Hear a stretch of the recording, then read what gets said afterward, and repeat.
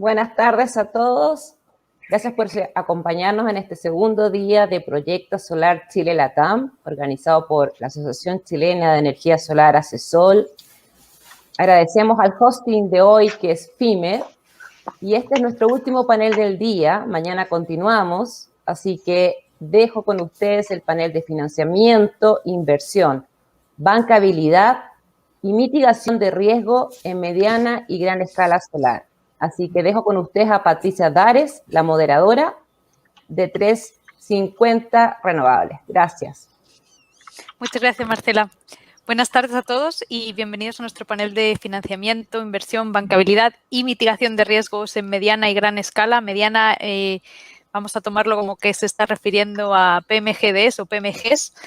Soy Patricia Dares, soy directora de 350 Renewables. Somos una consultora boutique de asesores técnicos senior para proyectos de energía renovable en América Latina y voy a estar moderando este panel. Junto conmigo están Andrés Cruzat, que es profesional con una trayectoria de más de 25 años de experiencia en banca de inversiones y private equity. Actualmente es General Partner del fondo de inversión Rockville Solar Energy, que invierte en proyectos fotovoltaicos PMGD. Y Andrés se está conectando desde Estados Unidos. Bienvenido, Andrés. Gracias. Tenemos también a Fabián Videla, que es gerente de negocios del Banco Security, es encargado de los financiamientos en el sector de energía.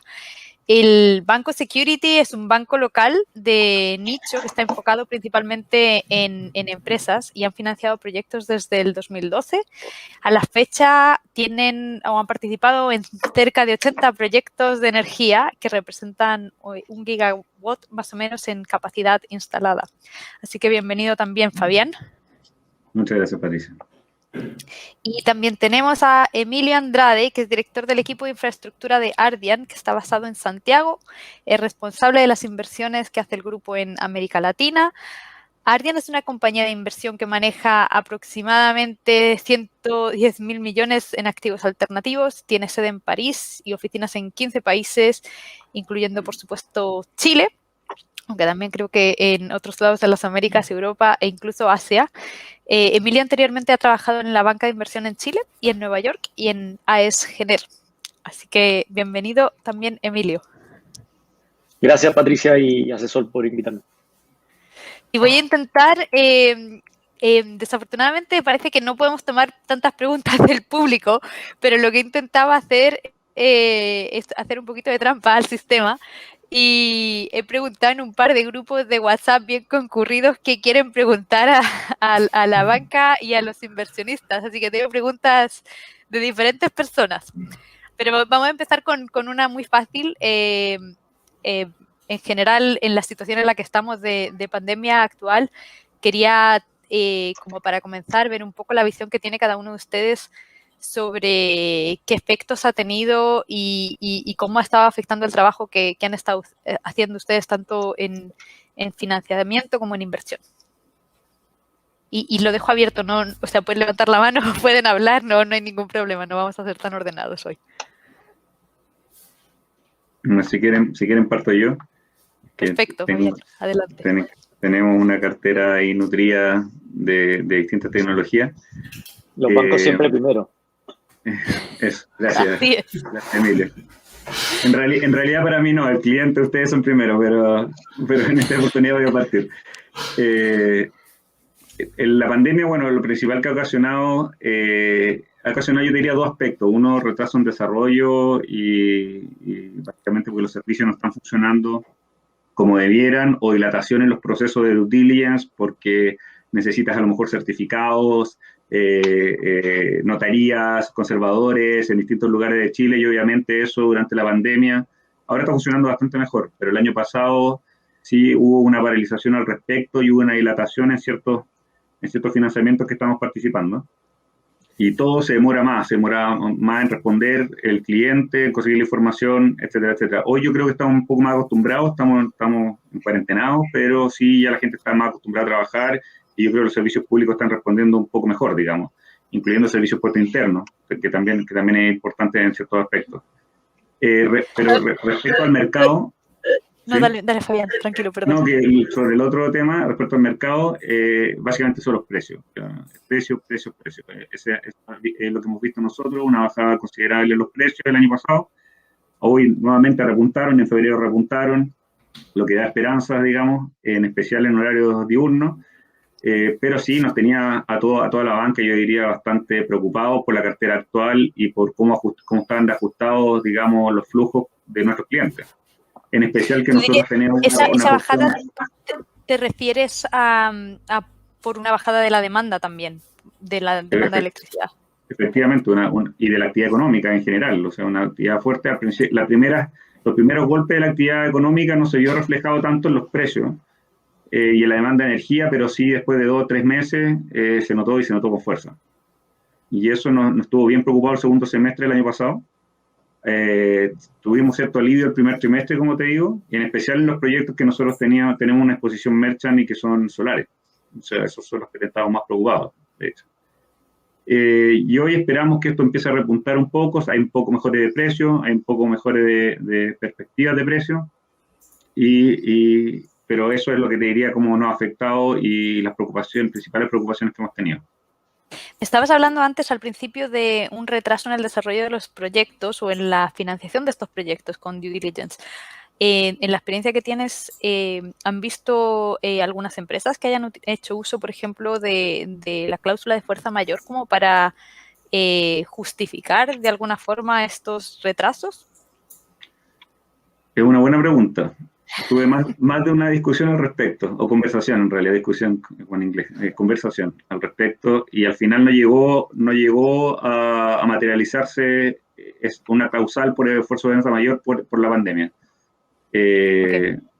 Pero porque también había ciertos procesos internos de notificación, el cliente cuando ve que hay un esfuerzo de fuerza mayor tiene que notificar con anticipación, tiene que ir mostrando continuamente y mensualmente cómo está, y eso no estaba documentado así, por ejemplo, en uno de los casos que estábamos conversando, y finalmente la verdad que fue una salida amigable, digamos, pero efectivamente está ahí, podría ser obviamente justificable, pero para eso hay que documentarlo, digamos, para que sea justificable. Perfecto. Quisiera agregar a lo que ha mencionado Fabián, que concuerdo plenamente, un poco de pasar el mensaje, digamos, de que desgraciadamente en Chile todavía tenemos ya esa restricción enorme de las famosas notarías. Ya hay mucha cosa que, a pesar de haber teóricamente que está la firma electrónica avanzada, supuestamente ¿cómo se llama? Es legal y podría ser aceptada. En definitiva, irónicamente, en medio de la pandemia, los notarios te exigen ir a notaría ya para hacer los trámites, y son ellos los que patuamente te dan las escrituras públicas con la firma electrónica avanzada, que no podríamos tener el resto de los ciudadanos. Sí. y ellos ya desde sus casas, digamos, están felizmente haciendo la firma electrónica avanzada y el documento final es un documento que efectivamente tiene firma electrónica avanzada, pero del notario, en vez de ser firma electrónica avanzada del usuario, que es lo lógico, digamos, y es como funciona el resto del mundo. Y eso, o sea, para mí es insólito, digamos, no podía creer de que estuviéramos todavía en esa, ya, con este tipo de restricciones absurdas. Y me tocó incluso bancos que no era el caso de Security, no era otro banco, ya, que prefería una carta escaneada por email a un documento firmado con una firma electrónica avanzada. O sea, cosas que uno dice, pero ¿en qué mundo vivimos, digamos? O sea, yo creo que este año ha traído a Chile unos avances en digitalización increíbles, aunque efectivamente, tal y como tú dices, bueno, yo he vivido en varios países también y solo en Chile me ha tocado ir a notarías tantas veces. Yo creo que en España he ido una vez a una notaría. Es impresionante. 20 años. Se vive ahí. Sí, efectivamente.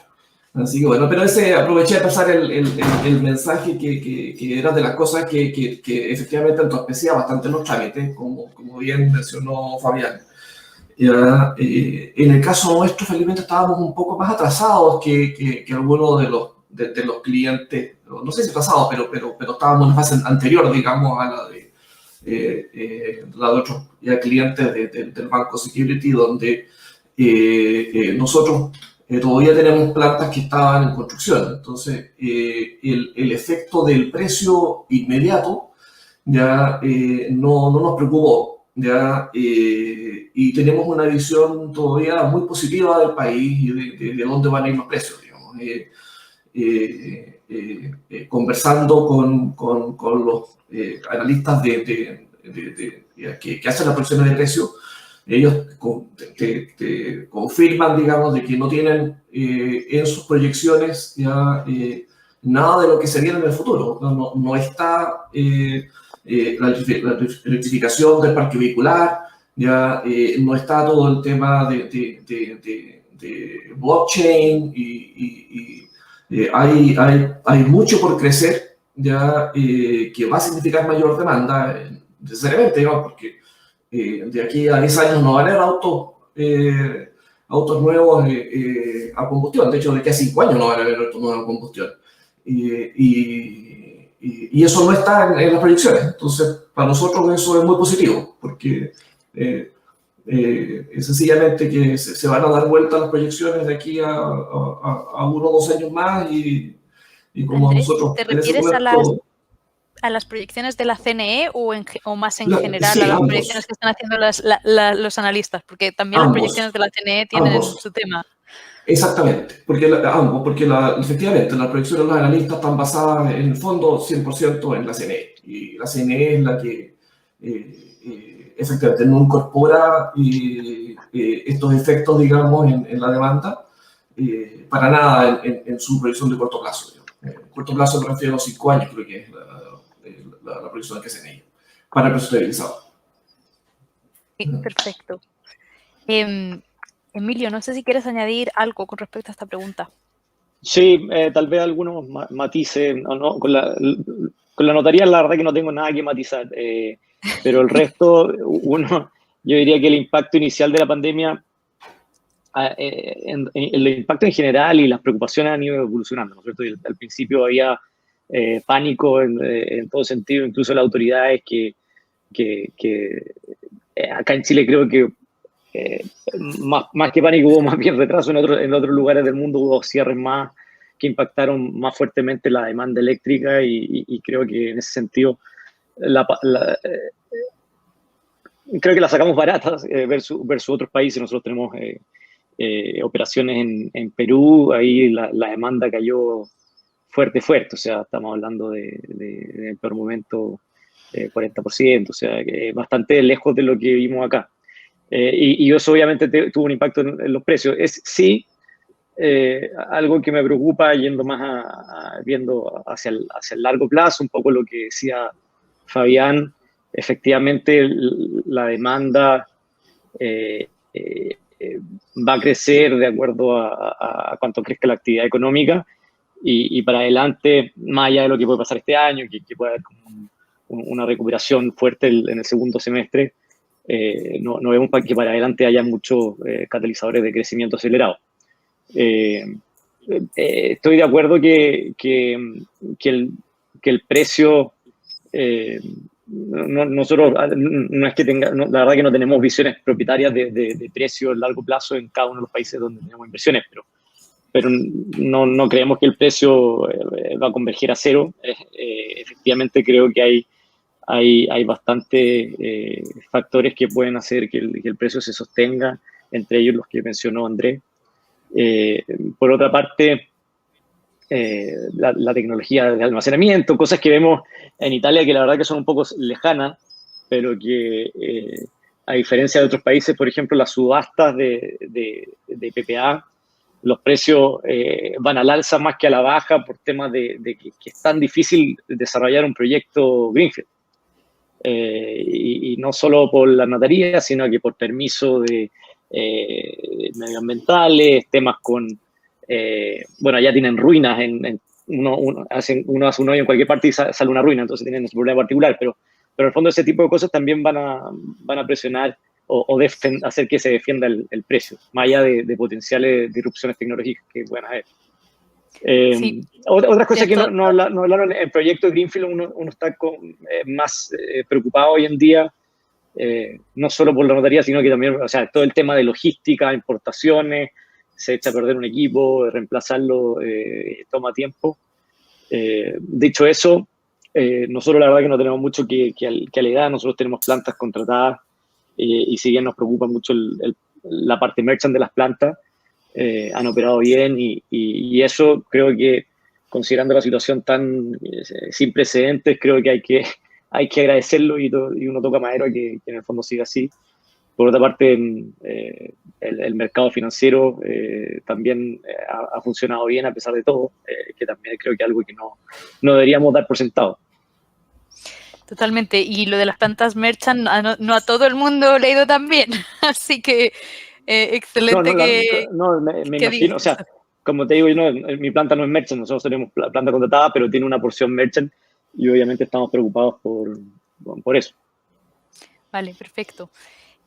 La siguiente, iba a meterme en temas de tecnología, pero lo voy a dejar un poquito para más adelante porque creo que la pregunta que todo el mundo quiere que respondan todos, la voy a hacer ahora como para que nos la saquemos un poco de la lista de prioridades. Y la pregunta estrella es, esto estoy hablando ahora de mediana escala, de PMGs o de PMGDs, es cómo han afectado los cambios regulatorios el apetito, las políticas de riesgo, el financiamiento en el sector. Y estoy hablando acá de proyectos, obviamente, que se pueden acoger al Decreto Supremo 244 y ahora estamos pasando por un cambio regulatorio que va a tomar forma el año que viene, donde ya no se van a poder acoger los proyectos al precio estabilizado según el Decreto Supremo 244, sino el Decreto Supremo 88, y qué cambios han visto tanto en la valorización, en la financiación y en la bancabilidad de estos PMGDs que pasan de un régimen a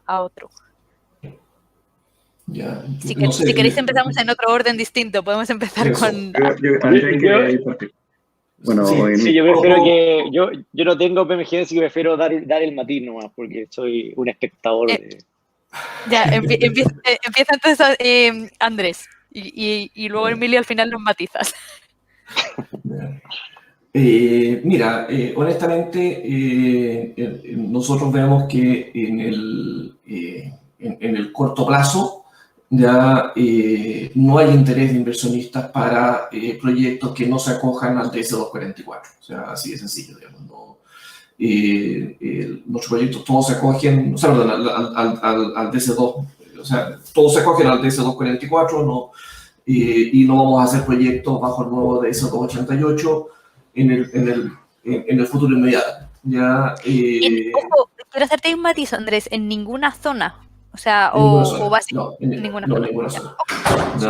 Sin embargo, eso no ya en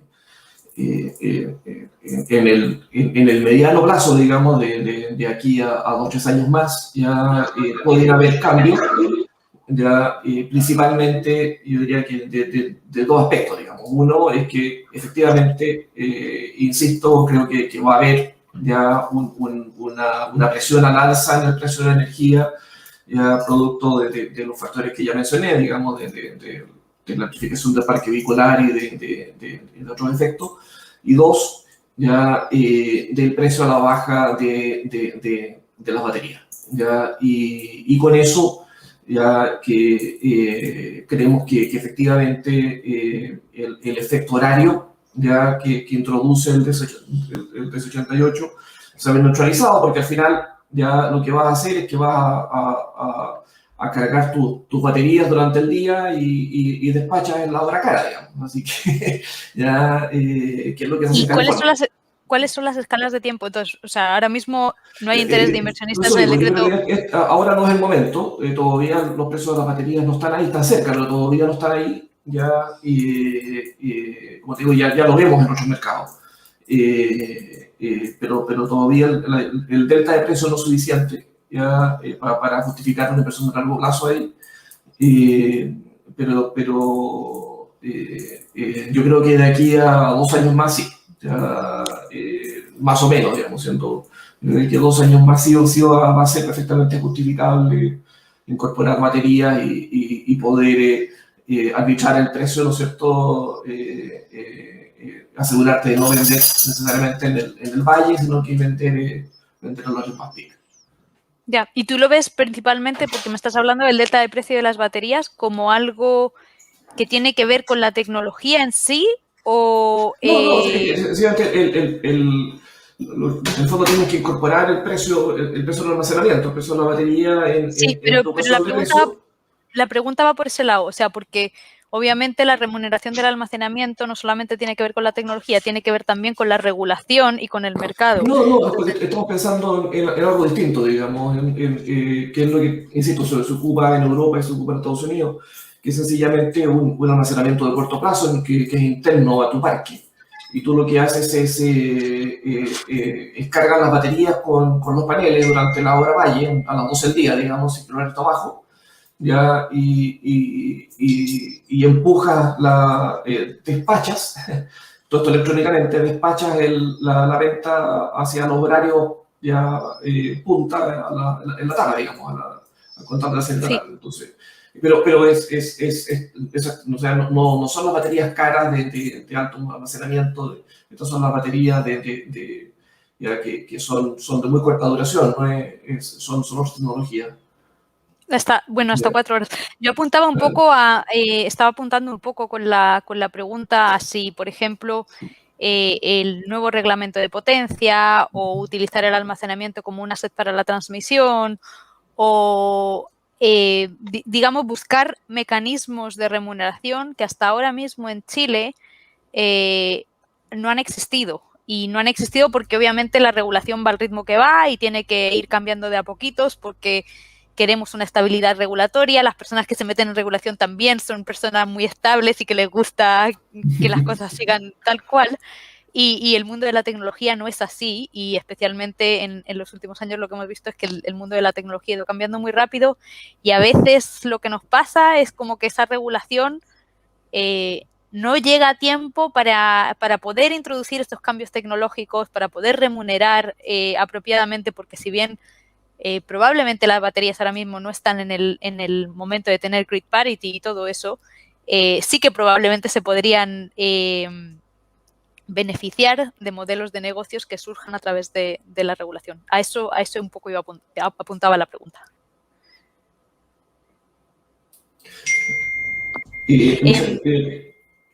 Adelante. Sí, lo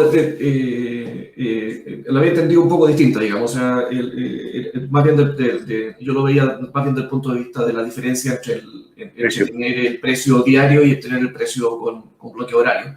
Ya, honestamente prefiero pasar en la segunda parte porque nosotros no estamos en este momento viendo almacenamiento en forma independiente. Probablemente lo vamos a ver en el futuro, pero no, todavía no estoy suficientemente empapado para responder esa. Perfecto. Emilio, si quieres, adelante. ¿Tú dices en términos de almacenamiento o...? No, la pregunta es en términos de cambio regulatorio, Decreto Supremo 424488 de almacenamiento, porque dijiste que a lo mejor querías matizar algún punto. Te doy la palabra. Solo matizar porque la verdad que no estoy en ese segmento de la generación, pero un poco lo que la opinión que tenemos nosotros es que siento que se había un poco los inversionistas que creo que recibieron peor la noticia del cambio regulatorio y cómo se dio el proceso, fueron aquellos que creo que minimizaron el aspecto regulatorio que tenía ese segmento. Y finalmente creo que el gobierno de buena fe, y tal vez se puede haber equivocado, no lo niego, pero de buena fe trató de corregir algo que para el bien común ellos lo veían que no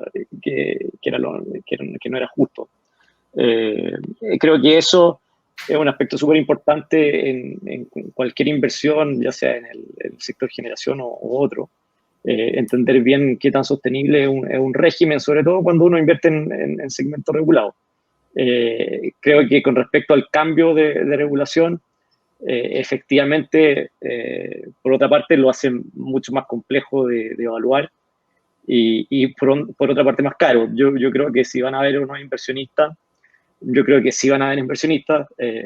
probablemente va a ser a una tasa de descuento más alta. Ok, perfecto. ¿Y Fabián? Sí, voy a tomar el tema de la pregunta del precio y también un par de preguntas que José Ignacio hizo sobre el régimen de precio estabilizado para solar y eólico, y también Juan Carlos la predicción de precios, pensando enfocarnos en el precio estabilizado. Pero lo que dice Emilio yo también concuerdo, o sea, yo entiendo perfectamente la distorsión que veía el gobierno y por qué se incentivó a hacerlo.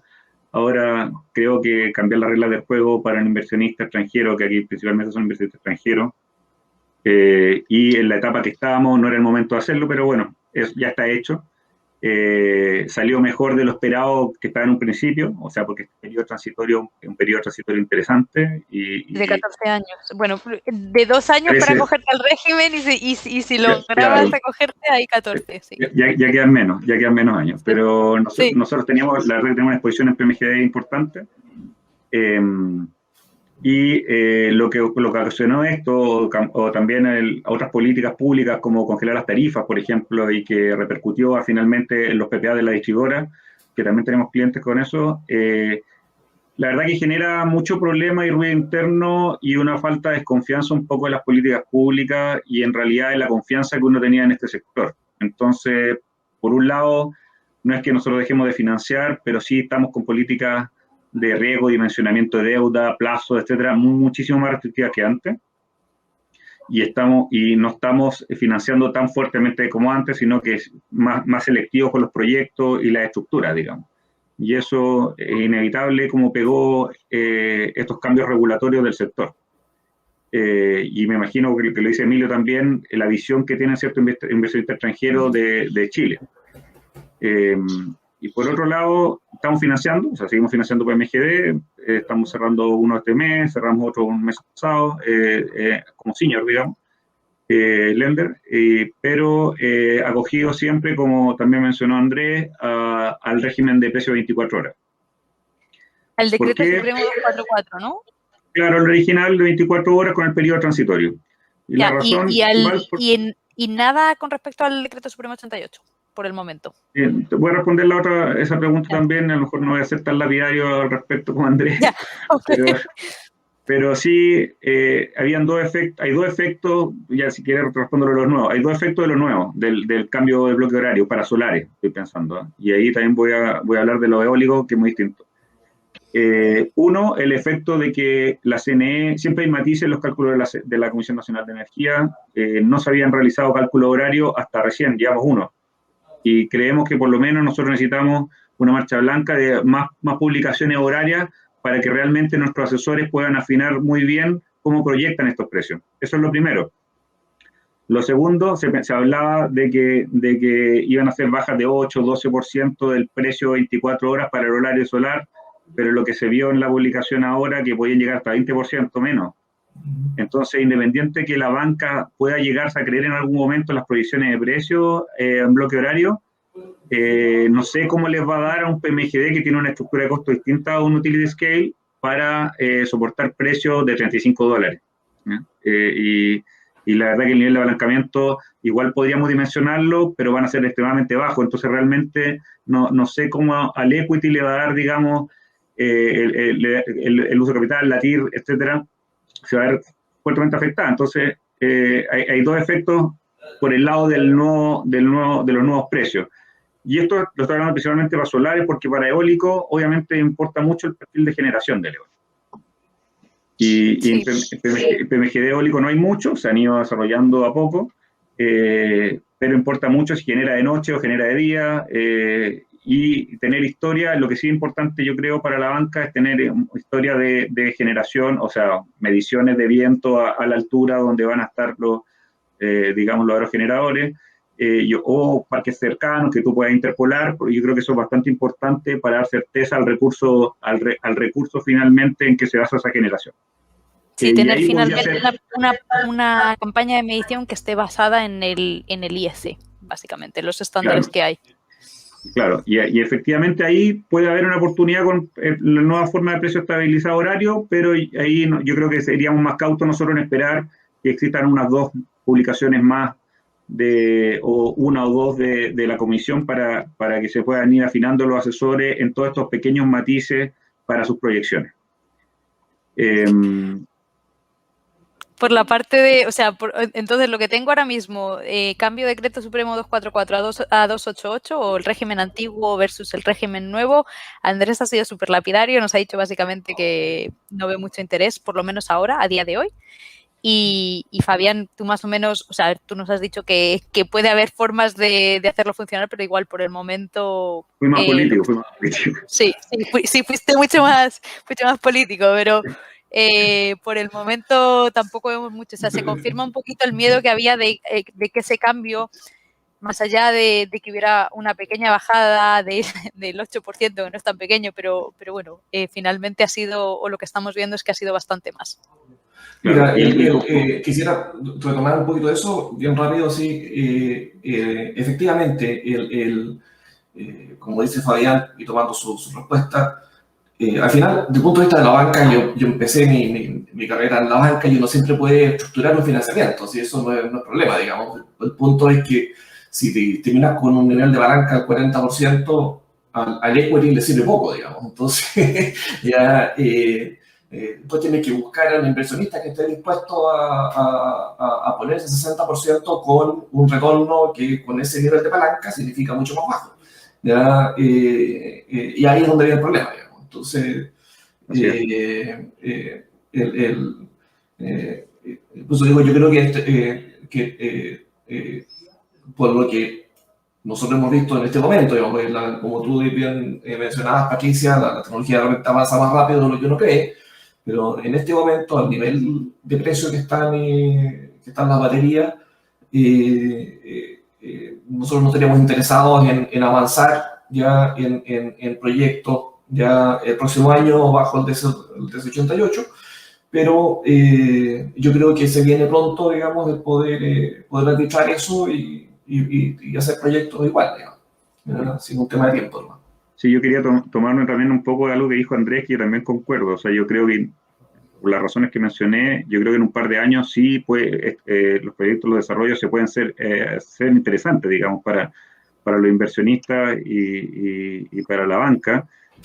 Lo que sí me entra en duda, y ahí contestando un poco la pregunta de Juan Carlos Vadillo, las proyecciones que nosotros vemos de precio estabilizado ya hace un tiempo van a la baja. O sea, en general van tendiendo, y es lo que debería hacer, tender al costo marginal, en especial en horario solar, los solares.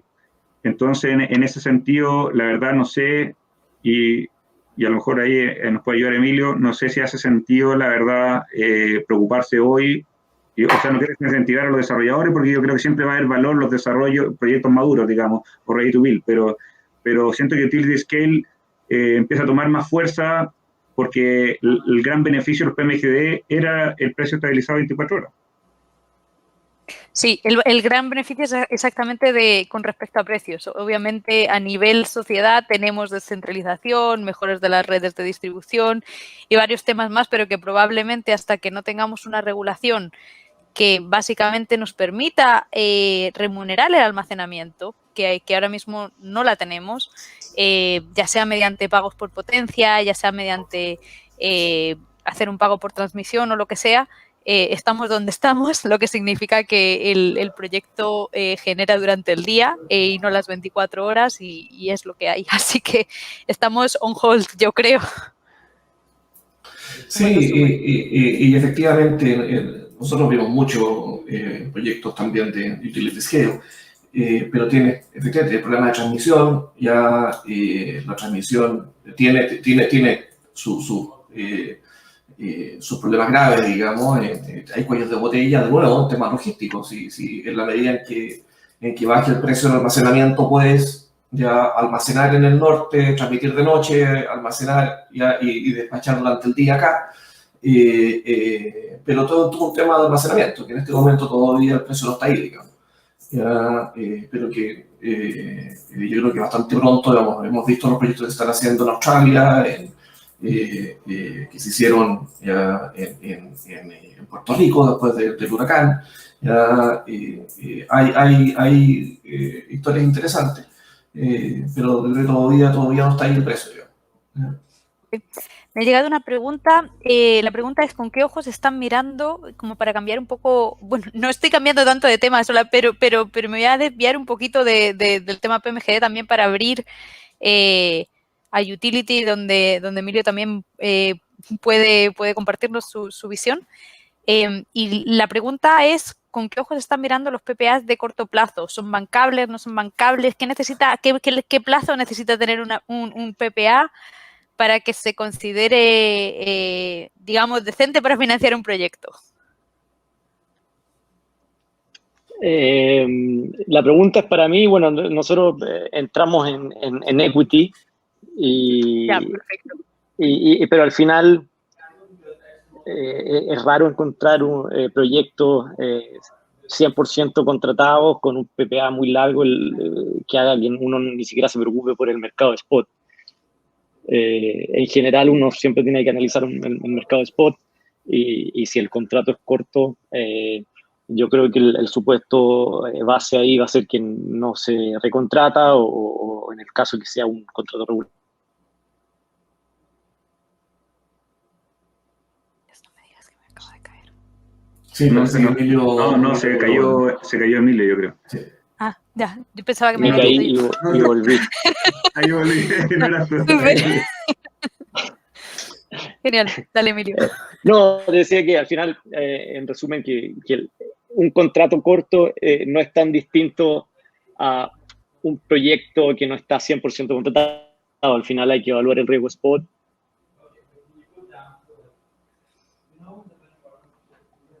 Ahí se nos fue de nuevo. Se nos fue. No, pero ha vuelto. Dale, Emilio. Hay que evaluar el riesgo spot. Continúa. Como la película de Forrest Gump. No, eso, que hay que evaluar Ahora sí. Me está desconectando de alguien. Yo creo que ahora estoy bien. Ahora me escuchan, ¿no? Sí. Bueno, no, digo que hay que evaluar el riesgo spot, así como uno siempre tiene que, por lo general, en realidad, evaluar el riesgo spot cuando los proyectos no son 100% contratados, y en ese sentido uno le asigna una tasa de descuento más alta. Yo diría que los países como Chile, creo que evaluar riesgo spot no es algo imposible. Se puede hacer. Creo que hay buena información, hay un mercado que funciona bastante bien, ha funcionado por años bien, y se puede evaluar. Pero en línea con eso, igualmente que no me has dado como una longitud de PPA, pero me has dicho que obviamente nada va al 100% en un PPA, lo cual me parece... Mientras más corto, más difícil de evaluar, y más alta la tasa de retorno. Okay. Si es que es algo menor a 5 años, la verdad que la evaluación ya se hace quasi merchant. Nosotros somos inversionistas de largo plazo, nuestros fondos tienen 15 años. ¿Están financiando a merchant? Nosotros, nosotros somos equity. Financiamiento de equity, merchant en Latinoamérica, solo tenemos en el residual de lo que no tiene el contrato. No tenemos proyectos 100% merchant. En otras partes del mundo sí, pero es algo que directamente no es nuestra preferencia.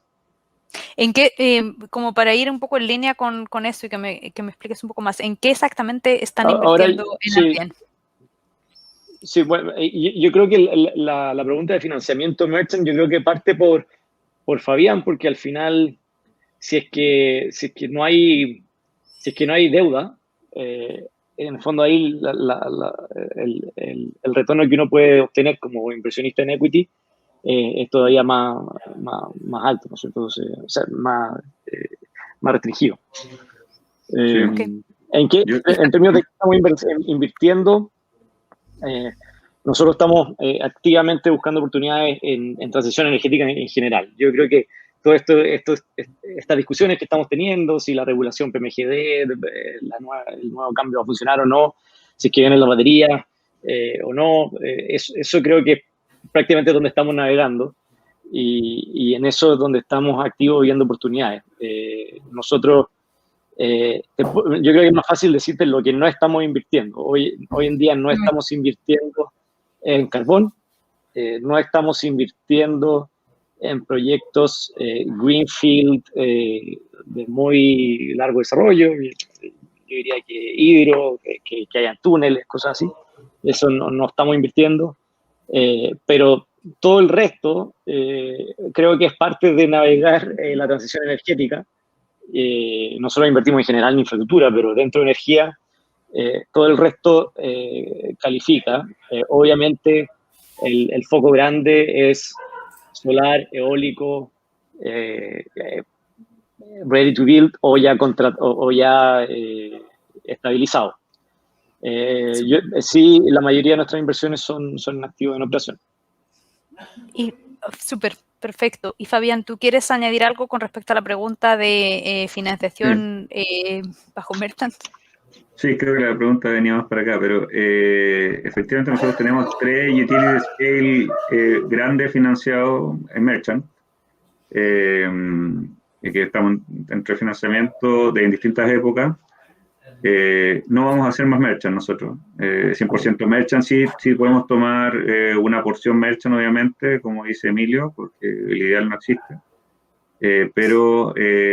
pero no vamos a hacer más esto que teníamos, que 100%, de hecho uno de estos clientes sí ha conseguido contratos, uno muy bueno a 10 años, que eso es ideal, realmente, o sea, tener un contrato a 10 años con minera es un tremendo contrato, pero eso es muy escaso. Y uno de estos que era Merchant ahora tiene uno de esos contratos, y tiene otros contratos de 4 o 5 años que obviamente nosotros los recibimos con los brazos abiertos, digamos, con los financistas de ese proyecto. Pero existe todo este problema y de hecho estos 3 proyectos 100% Merchant están en el norte, en segunda región, segunda y primera, y ahí ocurre efectivamente lo que dice Andrés, está todo el desafío de transmisión, que es un gran riesgo, el riesgo de congestión, no te sabría decir si es tan fácil medir el riesgo Merchant, y aún así la descarbonización obviamente ha ayudado a que los precios se eleven un poco, pero sí estamos nerviosos y ajustados en algunos casos. Por lo tanto, sí vamos a pedir un contrato de más de 10 años es el ideal. Nosotros no tenemos financiamiento más de 15 años, pero hoy lo que estamos haciendo, de todas formas, mucho mini-perm, o sea, contrato un subyacente a lo mejor de 15 años, pero un crédito a 7, 8 años con un cuotón grande, digamos, en ese año. Y lo otro que hemos estado explorando, pero también es algo difícil y depende un poco de los takers, todos los contratos, todas estas comercializadoras que han salido que pueden complementar parte y limitar un poco la parte de la exposición Merchant también. Ahora, contratos de menos de 5 años, como dice Emilio, es difícil evaluarlo, porque la verdad, ahí la banca es muy difícil que tú puedas asumir que tú vas a renovar parte importante de ese contrato o una cantidad de energía similar. Entonces la banca es bien segurina, digamos, y no es muy difícil para nosotros evaluar que eso va a permanecer o se van a renegociar y a qué precio se van a renegociar en 5 años plazo, digamos. Entonces, en ese sentido, proyectos que tengan PPA, poco contratado de menos 5 años, la verdad que nosotros es bastante improbable que lo financiemos o participemos. Súper. Voy a cambiar un poco de tema. Esta va a ser a lo mejor una pregunta, no sé quién o si alguien la va a querer tomar, pero quiero un poco ver la visión tanto de la banca como de los inversionistas de, digamos, los nuevos productos, servicios asociados también a nuevas tecnologías, por ejemplo, si están al día con el reglamento de potencia, si están al día con cómo financiar el tema de almacenamiento, servicios complementarios. Incluso me voy a meter aquí un poco en un área que últimamente está como muy de moda, el H2 verde, que el otro día, bueno, esta mañana me han dicho que en la política del H2 verde se incluyen como 5 gigas de electrólisis para H2 Verde en el 2025. No sé cómo se va a financiar eso, pero ahí estáis vosotros para contármelo. ¿Cómo veis el financiamiento de estas iniciativas y cómo al día están tanto los bancos como los inversionistas en digamos, hacer un asesoramiento o en qué visiones son las que tenéis de qué es lo que está pasando en el mundo de la inversión respecto a estos temas? También me podéis hablar de otros temas interesantes. Por ejemplo, está el proyecto de Valhalla, que es generación 24 horas con fotovoltaica y bombeo, que lleva ahí intentando financiarse mucho tiempo. Nadie sabe si sí, si no. Así que contarme un poco, saliéndonos un poco de una planta fotovoltaica, paneles, inversor, subestación y conectada ya sea a generación o distribución, y qué es lo que estáis viendo que se salga un poco fuera de ese esquema.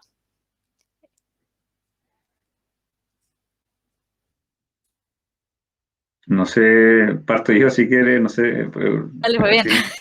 Bien, Luego voy bien a ir corto. a Andrés, está muy callado. Sí, bien corto, pero a ver, primero la ley de flexibilidad no ha salido, no sabe bien cómo se van a enumerar los distintos servicios, mantenerse entre los ramp-up, capacidad de ramp-up, mantener tensiones, servicios complementarios en general y el almacenamiento tampoco. Entonces hay toda una discusión, entiendo yo, que de también si se puede o no remunerar, si va en contra de la ley o no, y hoy no hay ni un modelo definido de cómo se va a remunerar más que utilizar el almacenamiento como complementario a tecnología intermitente para que te permita a ti manejar mejor los ingresos, que es lo que hablaba Andrés. Entonces, por sí solo el almacenamiento no es algo que nosotros estemos viendo hoy, porque la verdad que no está definido el modelo de remuneración de ese tipo de proyectos, y hasta que no lo esté, es difícil poder asumir algo. Pero sí, obviamente hay clientes nuestros que están instalando o pensando instalar o almacenamiento o plantas de generación de hidrógeno verde, y que para nosotros también es bienvenido que lo hagan, digamos, pero nosotros colocarlo en nuestro modelo como evaluación o como un ingreso adicional no lo hacemos. ¿Financian, o sea, están pensando en financiar proyectos de hidrógeno verde, por ejemplo, y ya han tenido conversaciones al respecto? No, he tenido conversaciones con clientes que quieren instalar dentro de su parque de forma complementaria pilotos o proyectos, pero es algo distinto. Sí, totalmente. No por sí solo, digamos. Y hasta que, como te digo, hasta que no se desarrolle ese mercado también, lo veo bien difícil de poder evaluar en el corto plazo. Okay. Sí, no, estoy de acuerdo. Efectivamente,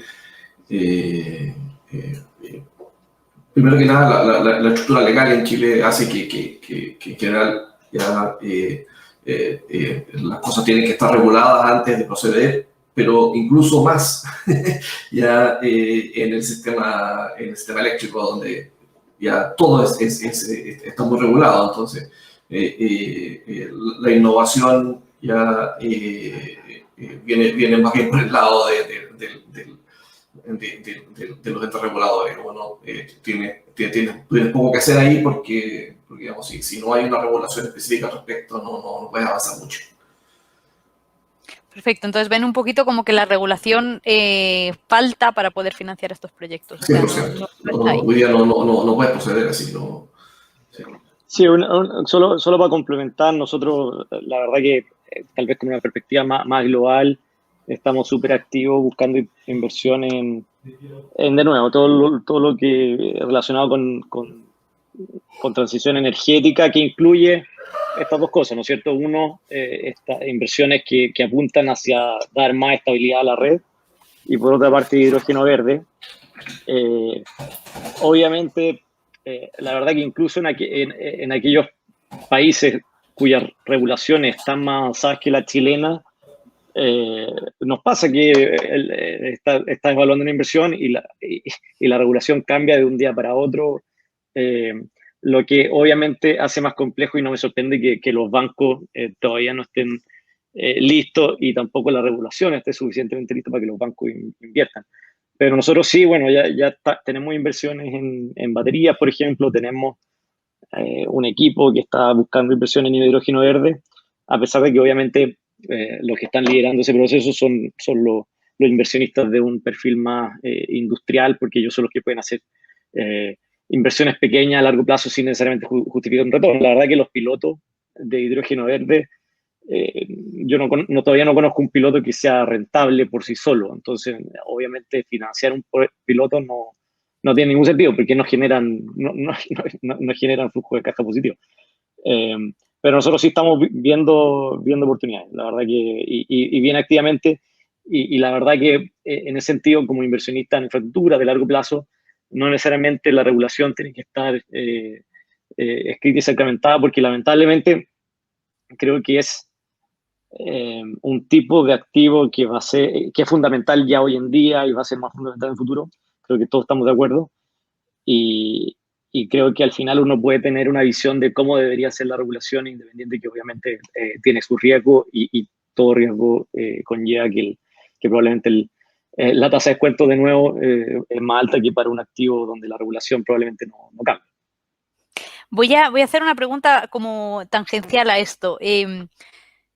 ¿Cómo veis vosotros el apoyo a la financiación o a lo mejor la garantía por parte del Estado en proyectos de gran escala de almacenamiento o de hidrógeno verde? ¿Creéis que es necesaria o incluso esencial la participación del Estado? ¿Lo estructuraríais de alguna manera si yo qué sé, en el caso hipotético de que fueran ministro de Hacienda, ¿cómo intentarían mirar esta figura o totalmente no, nos esperamos y vemos qué pasa? Mi opinión es que habiendo un marco regulatorio apropiado es totalmente necesario, digamos. El punto es que en este momento no está el marco regulatorio, nada más que eso. O sea, hay que darse prisa con la regulación sí o sí, y si la ponemos en su lugar y lo hacemos bien, no es una... Es que no puedes poner la carreta ante los bueyes, digamos. Tampoco podría el Estado ponerse a invertir en algo en lo cual él mismo no tiene regulado su mercado. Así que, digamos, esa parte tiene que pasar igual. Ya. ¿Alguno más? Fabián, Emilio. No, yo no tengo matices al respecto. Okay. No, yo tampoco. Yo estaba leyendo algunas preguntas. Vi algunas preguntas interesantes de la gente. No sé si tenemos tiempo para responder o no tenemos que responder. Hay una muy buena, yo creo, que nos hemos saltado... bueno, no sé, Fabián, ¿a ti cuál te gusta? Yo iba a decir, nos hemos saltado un poco porque hemos hablado de PMGDs, pero no hemos hablado tanto de los impactos que está teniendo los retrasos de transmisión, por ejemplo, en los proyectos de gran escala. Y quería ver un poco también la visión que tenéis del tema, porque tenemos básicamente unos 8 minutos hasta que termine el panel, como para darle un poco de forma y haber tocado todos los puntos, también transmisión y gran escala. De todas formas, si os gusta alguna de las preguntas que ha ido haciendo el público, también la podéis sacar y comentarla. No hay ningún problema. Podemos ser un poco anárquicos en esto. O sea, yo lo mencioné, teníamos 3 proyectos Merchant en el norte, entonces la línea Lo Aguirre-Quimal frente a tu pregunta es clave. O sea, si tiene esa línea, y ojalá que esa línea salga al 2028, como dice el gobierno que va a salir, o sea, en general es difícil, pero a nosotros nos preocupa fuertemente, digamos. O sea, los precios de la zona del 2020 al 2028, y particularmente llegando al 2028, se esperan en 20 y poco. Entonces, la verdad que estamos bien preocupados, y ojalá que efectivamente la línea de transmisión, que siempre es complicado aquí y en todo el mundo, digamos, los países desarrollados igual, se puede avanzar rápido con eso. Sí, hay que hacer fuerza también, no solo en la regulación, sino también en que esa línea de transmisión no se retrase para que efectivamente esa energía de los proyectos del norte llegue a donde tiene que llegar, básicamente. Sí, hay una pregunta también de René Retamala, si bien breve, sobre los derechos mineros, y la verdad que los derechos mineros de la banca, o por lo menos nosotros, solo lo pedimos durante construcción, y es por el riesgo de denuncia de obra nueva que retrasa mucho la construcción. Efectivamente, está la referencia de la Ley General de Servicio Eléctrico, en las modificaciones, que tú puedes caucionar esto en un tribunal y puedes continuar mientras continúa el juicio, pero ese proceso toma tiempo, y en especial si está hablando de proyectos pequeños. Hoy es un poco distinto, pero porque hoy si está declarado en construcción y el ICC ya no vence, pero cuando expiraba era un riesgo tremendo no tener los derechos mineros, porque un retraso, hacer este proceso en el tribunal duraba 2-3 meses, y esos 2-3 meses eran claves para no perder el permiso de conexión. Por eso que lo necesitábamos. Ahora, efectivamente, para proyectos más grandes, en que tú puedas tener holgura de construcción, en que no tengas que a lo mejor tener ciertos plazos para el inicio, tengas holgura también para el inicio de suministro, si que tienes PPA, te puede a lo mejor analizar y flexibilizar, pero el gran riesgo es el riesgo constructivo, o sea, que te paralicen la obra. Ese es el gran riesgo, por eso que lo necesitamos. Respecto a la analía, que bueno, es una experta en el mercado, entonces ya sabe perfecto esto también, dice que si vemos que hay voluntad política a lo mejor para extender los transitorios, no lo creo. La verdad que le costó tanto llegar a esto y lo hicieron tan mal llegando a esto que no veo la posibilidad de que puedan volver atrás. No sé si habrá voluntad política para hacerlo, pero sí efectivamente no diría que mataron el financiamiento de PMGD, como mencionó René también en las preguntas, pero pusieron la rueda muy cuadrada, digamos. Ya. O sea, cuesta abajo a lo mejor, cuesta arriba, quién sabe. Y en plano está difícil. Ya. Ok. No sé si alguien más tiene algún closing remark, porque tenemos 4 minutos. No sé, podéis ver en el lado derecho los panelistas las preguntas. Si queréis tomar alguna o hacer algún closing remark, es vuestro momento. Fabián, creo que se encargó de varias. Pero complementar que efectivamente, al menos nosotros vemos que el tema de la transmisión y generar las condiciones para que se puedan desarrollar a tiempo y en forma, creo que es fundamental y probablemente lo que más nos preocupa. Y más en términos generales, que yo creo que apunta un poco a las preocupaciones que tenemos todos al final, que se ven varias situaciones que hacen que básicamente la inversión sea más complicada de llevar a cabo, y eso nos afecta a todos, o sea, a los bancos, a los inversionistas, todos queremos hacer más proyectos, se podría decir. Pero creo que en ese sentido, de nuevo, considerando que vivimos una transición energética, al final, tanto el regulador como nosotros lo estamos navegando y hay mucha incertidumbre, creo que lo que por lo menos tenemos que esperar del regulador y exigirle es que deje condiciones para que se puedan invertir en algún sector y que no solo puedan invertir los más grandes, ¿no es cierto? Que creo que siempre van a poder ser más flexibles. Pero yo creo que como inversionistas y desarrolladores lo único que nos queda es tener la flexibilidad suficiente dentro de lo que se puede. Pero yo creo que los cambios van a seguir existiendo, regulaciones que puedan verse injustas, que cambien las reglas del juego. Yo creo que lamentablemente, considerando el momento que estamos, que es una transición energética bien... bueno, que ya lleva varios años, pero creo que ha sido bastante rápida, de todas formas, y súper amplia. Creo que no hay mucha escapatoria. Sí, tomando un poco el punto de Emilio, quisiera que lo... habiendo estado en este mercado ya, no sé, 3-4 años, el segundo fondo que desarrollo, lo bonito es ver la cantidad de ingenieros jóvenes que están aprendiendo en el mercado eléctrico, desarrollándose. ¿Ya? En Chile cuesta hacer ingeniería, ¿ya? Y es bonito ver gente que está ya trabajando en eso, digamos,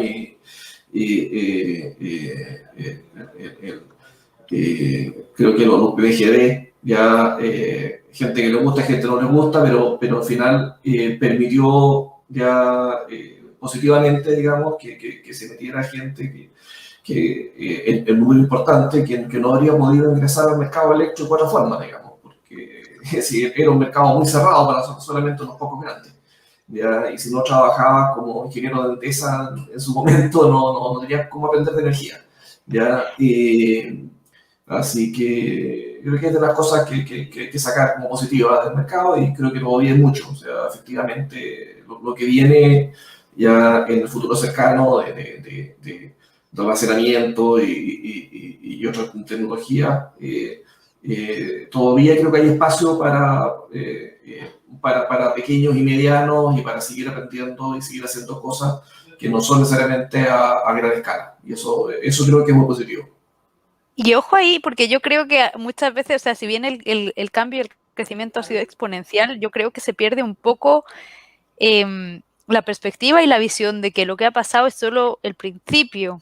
O sea, una transición energética donde queremos llegar a un sistema que es un 100% renovable, un sistema eléctrico, y queremos electrificar un montón de procesos, ya sea el transporte, ya sea la calefacción, ya sean procesos industriales. A lo mejor hay algunos que no vamos a poder electrificar, pero sí que vamos a tener que buscar otras soluciones como la gran minería o vehículos o distancias súper largas de transporte, etcétera, y ahí sí que vamos a tener que meter el hidrógeno verde, por ejemplo.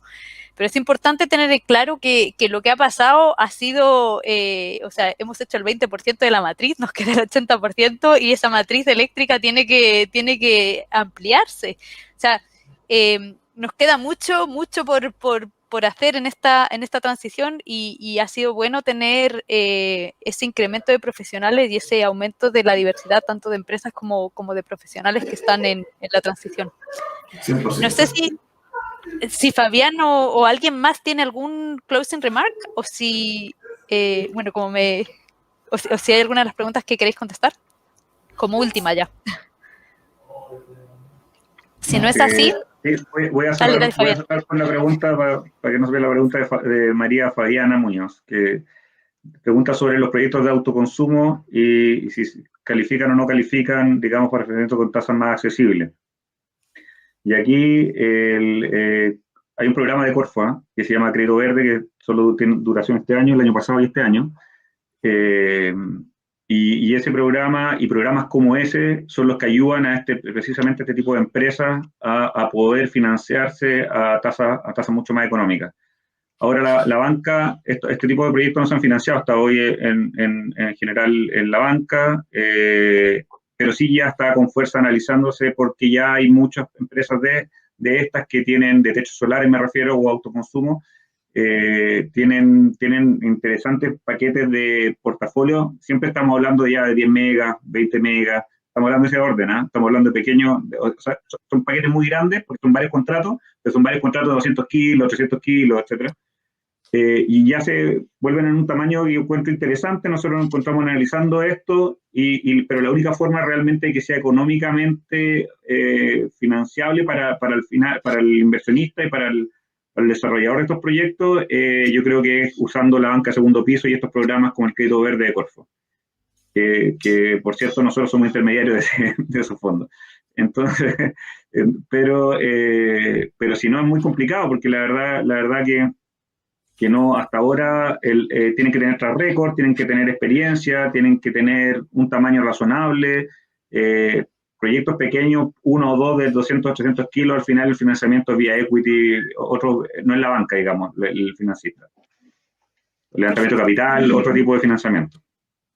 Excelente. Muchas gracias, Fabián. Y quería dar las gracias también a participantes, Emilio, a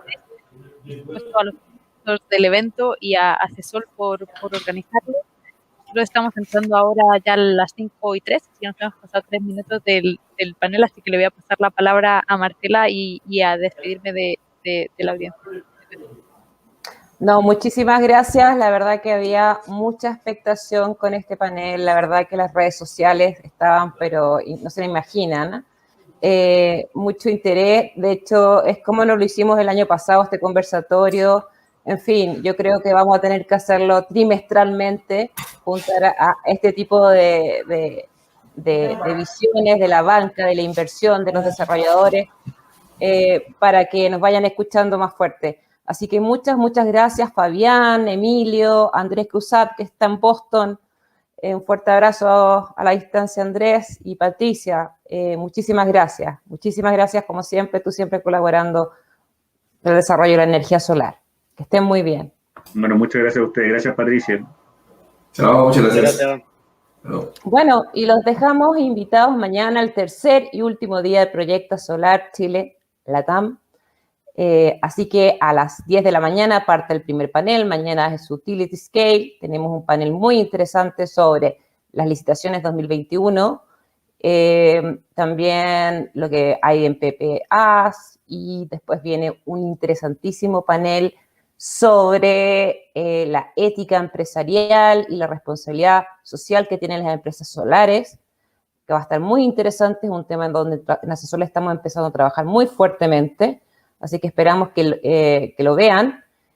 Y bueno, hay dos paneles más, uno que es sobre la problemática que hay en el mercado eléctrico, que va a dirigir Analia Rojas, que muchos de ustedes la conocen, que va a estar muy interesante, está José Venegas, van a haber 3 asociaciones más, y para revisar varios puntos que están en este minuto discutiéndose, como el gas inflexible, entre otros. En la tarde tenemos el último panel, mañana viernes a las 4, que es Construye Solar, que es también algo que estamos trabajando fuertemente en Asesol, que es tratar de que la construcción incorpore desde el proyecto, ya vaya incluido un posible incorporación de proyectos solares en la vivienda y en las edificaciones. Así que los esperamos. Mañana también habrán sorteos. Como ustedes vieron hoy día, tuvimos varios sorteos de tablet a todas las personas que se han inscrito. No dejen de visitar la feria, que está bastante interesante. Como ya les hemos dicho, son más de 100 stands. Y bueno, nos vemos mañana a las 10 de la mañana. Muchísimas gracias por su audiencia y por estar aquí con nosotros compartiendo.